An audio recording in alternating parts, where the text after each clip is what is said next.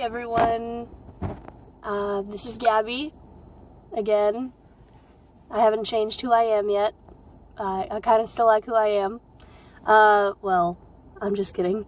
Anyway, so I wanted to talk about something that I realized recently from a few Facebook posts, interactions with people that a lot of girls suffer with, that a lot of girls don't know about, or at least I didn't. Maybe that's because I don't girl very well. But I got diagnosed with really recently, and I'm sure I've had it quite a while, but that's polycystic ovarian syndrome. And for me, I'll just go into kind of how I found out. I found out, I think it was back in April or May, that I was pregnant. So, given my, relationship with my mother and stuff like that, I was a little worried just because I didn't know how to be a mom. And so then the first person I told was my grandmother, who has passed away. She passed away in June. And I really want to make a video about her because I love her and I miss her every day, and just talking about her makes me smile, but it also makes you sad just because I miss her. But she was a follower of Jesus, so I know she's in heaven and I know she's having fun up there. But because I'm in this world and I don't get to see her, it makes me miss her. But we had so much good time together. Even when she was in the hospital, she was still in great spirits. But anyway, so I told her, and she just encouraged me, "You're going to be a great mom." So I was really, kind of worried but excited, because it was a chapter in my life that, I got a good job. My husband has a good job. We've got a good foundation. We're both, spiritually mature. But of course, when children come in, you're never going to be ready, is what I've heard. But anyway, so I was excited for that, and I was ready to do that. And so then I had gone to a doctor. I didn't have an OB at the time just because, having children wasn't something for me, but I was getting my procedures done, my, pap smear, mammogram, whatnot, at a doctor. But the doctor recommended I go to an OB, so I did. And she told me, "You're not pregnant," even though I had tests that said I was. But, she knows better. She did blood work. So I was like, okay, cool. Well, she was right, because after she told me that, it was probably, I want to say, maybe a month or two. I kept testing. I was getting positives at that time. But anyway, so about a month or two later, I started bleeding pretty bad. And of course, I had gone back to her. She told me, "We're going to do an ultrasound." And so she did. And she found that I had polycystic ovarian syndrome, which just looks like my ovaries wearing a necklace, or both of them. So for whatever reason, they feel the need to get fancy, and I don't have periods, or I don't ovulate like I'm supposed to.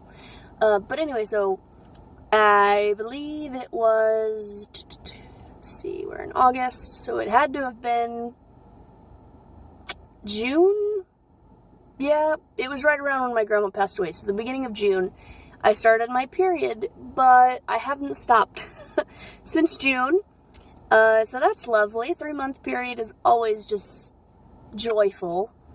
But anyway, so what I wanted to address isn't so much my menstrual cycle, although I'm sure everybody loves to hear about it. It is the fact that, with PCOS, you're told, "Oh, you can't have kids," or "It's going to be hard to have kids." And for me, that was tough, because I always wanted to, or I still do, want to be a mom, and, it's still up in the air as to whether or not I will be, but I believe that, God gives you the desires of your heart, and if I desire to be a mother, then He's going to do that. And that, you might say, well, if you can't have kids, you can't have kids. Well, there are still other options. I could adopt. One of my aunts, my Aunt Tanya, she couldn't have children, but she has children. She, would buy us different clothes and things that we needed when we were younger, spend time with us, love on us, and even to this day, she's there for us. She was always there when I needed her. She's still always there when I need her. And, even though she isn't biologically my mother, she's one of my mother figures, and I look up to her and I love her. And so, that's an option too. And for maybe if you're a guy, you're watching, you're like, why is this a big deal? But to a woman it is, because it's kind of, you put up with your body menstruating in hopes that one day you'll be a mom. I'm sure there's other points. I mean, there is other points to having a period, but more importantly for you emotionally as a woman, it's that you can be a mom one day. And even if girls say they don't want kids, some of us do, some of us don't, but no one really wants to have periods.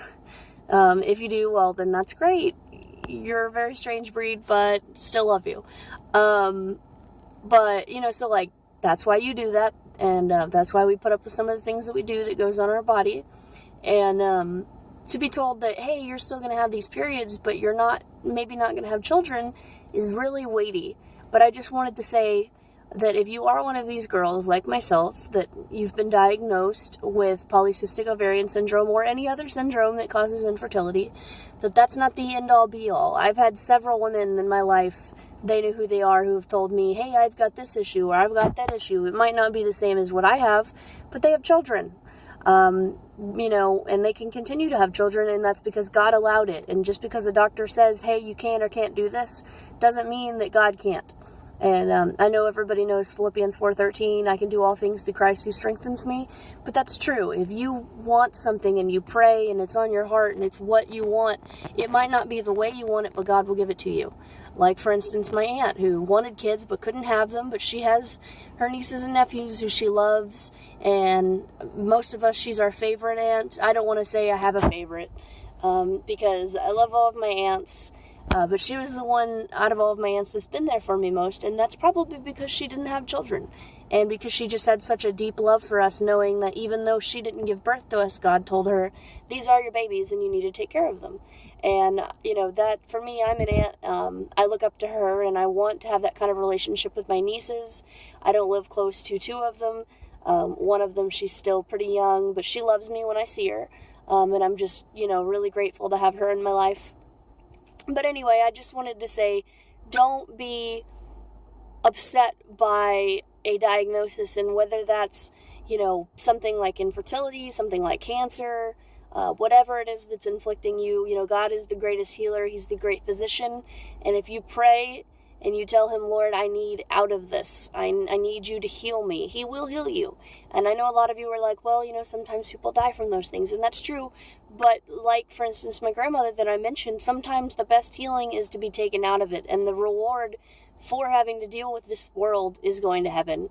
And I know my grandma felt that way. She was afraid when she passed. I mean, of course she would be.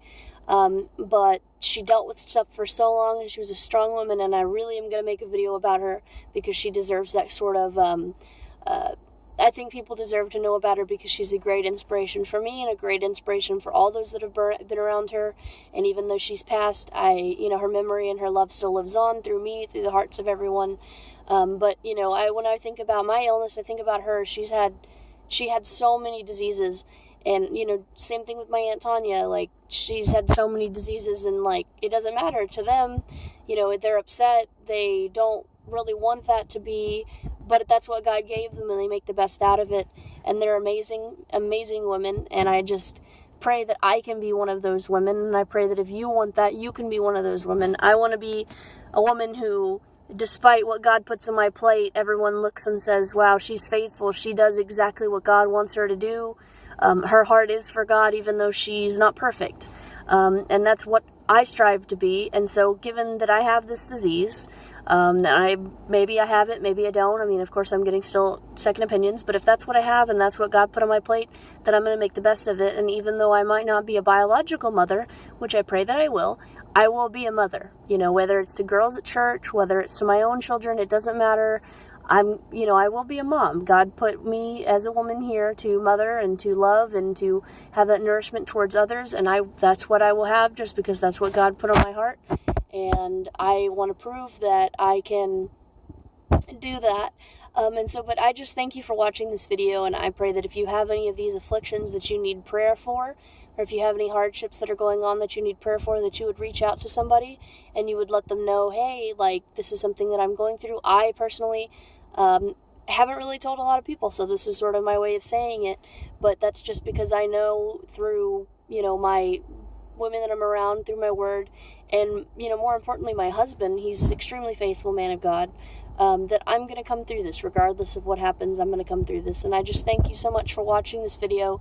And if you need any prayer or anything, or you just have any concerns, make sure to reach out to somebody that's close to you that knows Jesus, me, a pastor. I don't care. Just reach out and tell somebody, hey, I need some prayer. And they would be more than happy to do so. And I thank you so much for watching this video, and I pray everyone's doing great.